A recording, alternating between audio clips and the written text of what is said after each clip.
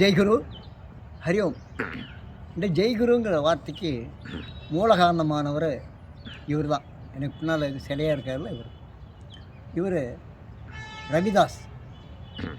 காசியில் இருக்க ஜீவசமாதிகளில் ஒன்று ரவிதாஸ் ஜீவசமாதி.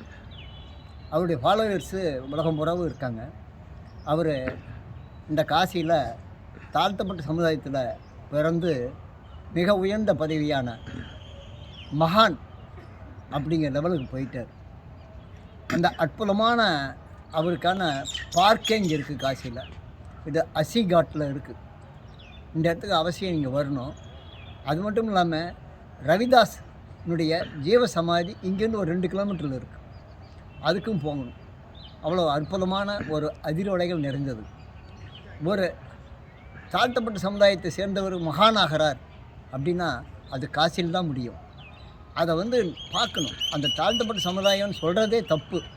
இவரெல்லாம் மகான், முனிவர்கள், ரிஷிகளோடு சேர்ந்தவர். அந்த காசிக்கு ஒவ்வொருத்தரும் வரும்போது இவருடைய சமாதிக்கு போய் பார்க்கணும்.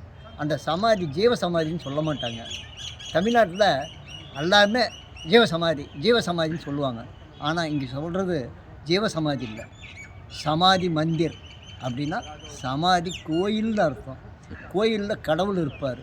இங்கே இவர் கடவுளாக இருக்கிறார் சமாதியில். அப்படிங்கிறது தான் சமாதி மந்திர் அப்படிங்கிறாங்க. ஹரி ஓம்.